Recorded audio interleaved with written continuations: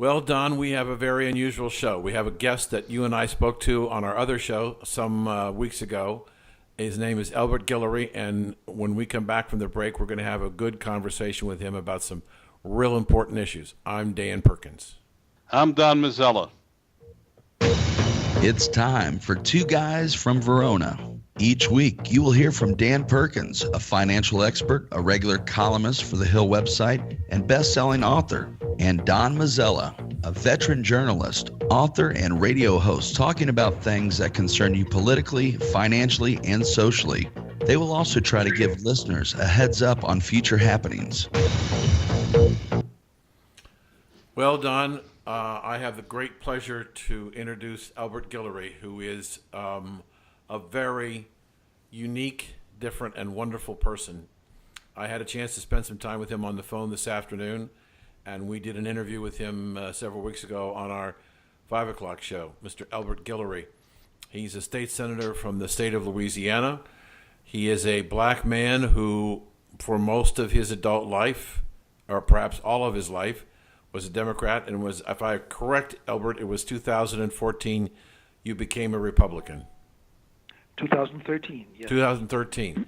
Would you please tell us a little bit about yourself and why you became a Republican?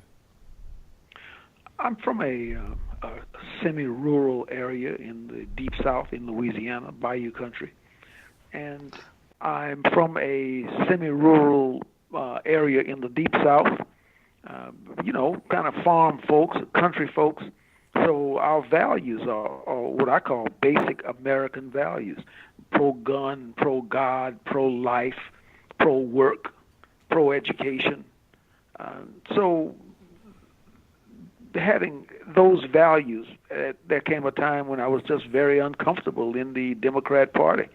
Those values were looked down upon. They do not believe in people getting up every morning and going to work and taking care of business.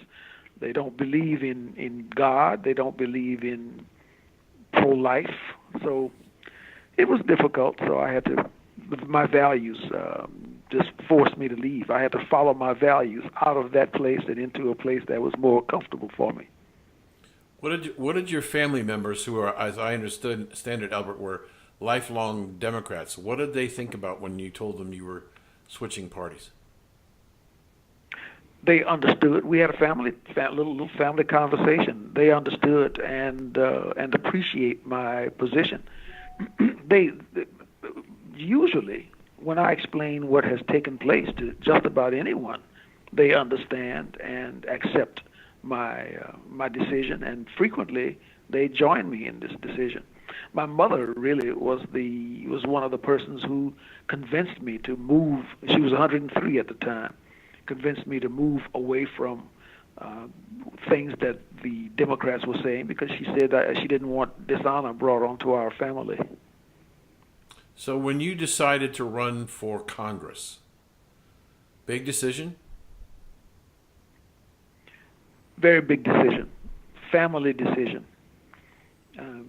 I had to choose between semi-retirement from the practice of law, being a full-time granddad, and taking good care of my grandsons, showing them how to hunt squirrel and rabbit and fish and other things. And we all had to sacrifice. And this is a costly venture. People, if you do politics honestly, it is a very costly thing. A lot of people leave home driving a Chevy and they come back driving a Cadillac, and you know that they have not played the political game honestly and fairly. I have lost money doing politics, and I will continue to lose money doing politics because I'm not here to make money for myself. If you're successful and you are elected congressman from your district and you go to Washington, D.C., what are you telling your voters you want to accomplish? I promise them one thing, and that is that I will be a voice for basic American values. I'll be the voice. yelling out against this crazy spending that mortgages our grandbabies' futures. I'll be the voice yelling out against this education system that has more than 60% of American children unable to read, write, or compute at grade level. Elbert, how have your voters reacted to your platform? Actually, very, very well. I'm honored that the Lord has given me this gift that permits me to explain myself well enough to audiences from all across this country and from all demographics. They are able to understand what I'm talking about, and they should, because it is, as I said, basic American values. Just unfortunately, not enough people are yelling out about those basic American values. Elbert, in our last conversation, we started the beginning of a dialogue where I asked you the question, why is it that black people tend to vote Democrat? And after that discussion, it began, my reporter instincts took over, and I want to just share with you I want you to answer the question, but I want you to share, I want to share with you some statistics that I've been able to extract by doing some research. Right now, there are 15% of the population of the United States, or 48 million people, who are on welfare, poverty. When the welfare program, the program put together by President Lyndon Johnson to the war on poverty, at that time there were about 32 million people. The current year is expected in the budget to spend $1 trillion on welfare programs in the United States. 20% of the people that are on benefits have been on benefits for over 5 years. In the length of time that we had this war on poverty, we have spent more money than we have spent on all the wars America has ever been involved in, starting with the American Revolutionary War. We have spent over $22 trillion on the war on poverty. Couple other quick points. 73% of births among African Americans today are out of wedlock. The poverty rate for single women with children is 3 times the national average, while blacks represent in 2010 about 13% of the population. They commit 48.7% of the crimes, and we can certainly see that in Chicago, the genocide of the black people taking their own children's lives. And the poverty rate with blacks was 27.4%, or about 3 times higher than the average.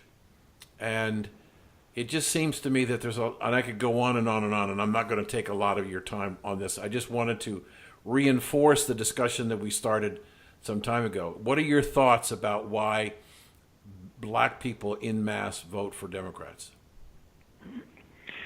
Well, let's go back to 1964, to the war on poverty and the beginning of it, when Lyndon Johnson, then Democrat President of the United States, signed the war on poverty into existence. He said, and this is exactly what he said, I'm going to give them something, just a little bit, not enough to make a difference, but I will have them, and he used a terrible word, I'll have those N-word voting Democrat for the next 200 years. That's what he said. That was the plan. Not enough to make a difference, and that is exactly what he did. They passed policies, government policies, that were anti-family, anti-education,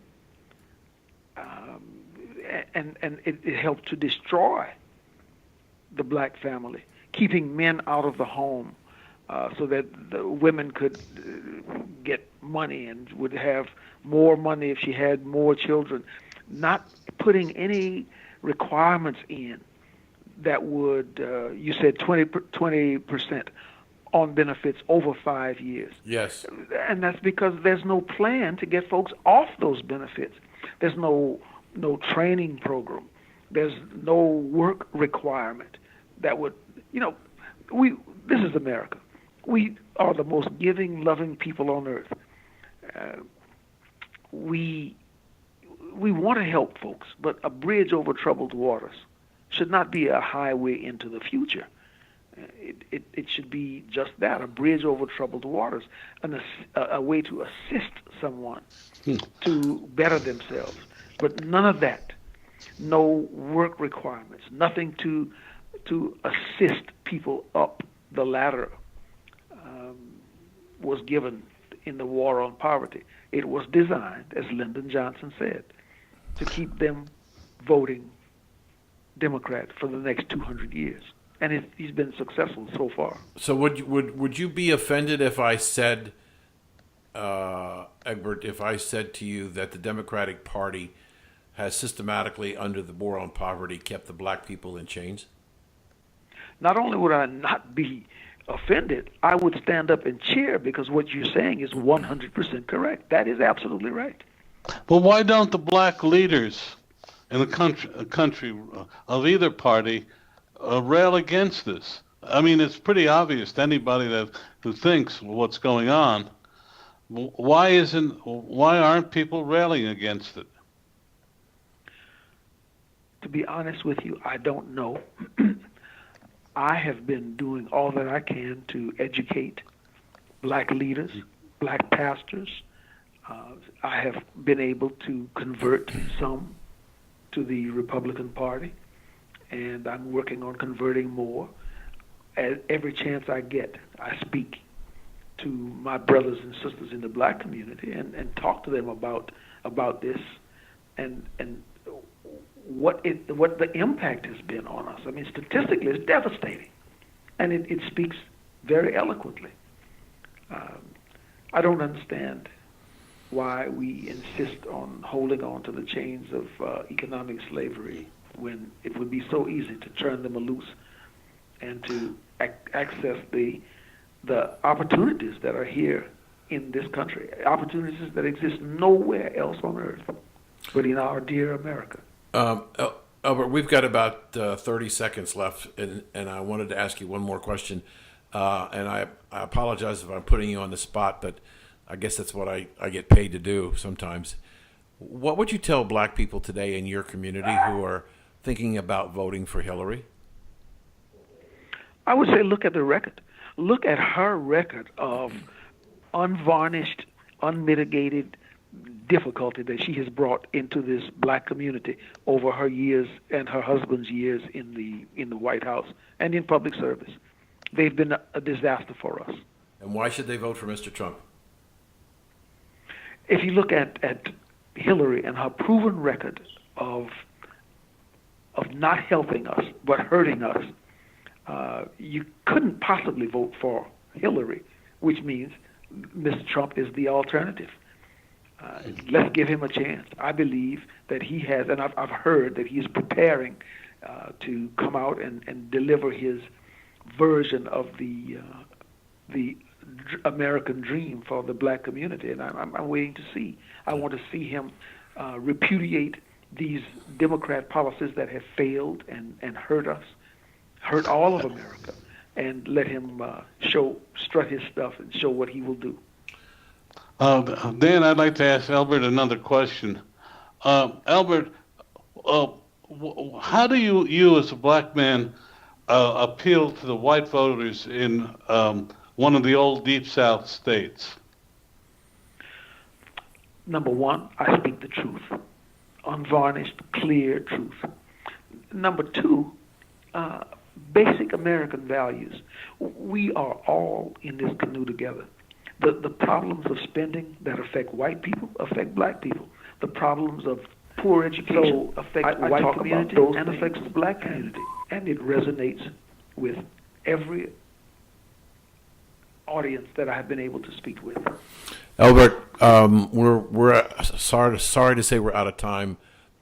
We've really enjoyed the opportunity to speak with you openly and candidly. We wish you luck in your campaign, and we hope we can have you back on again. And thank you for being on with two guys from Verona. Thank you very much, Dan, Don. It's been a real joy speaking with both of you. Thank you. Same here. This is Dan Perkins. Don Mazzella. And we're the two guys from Verona, and we'll be right back after these messages.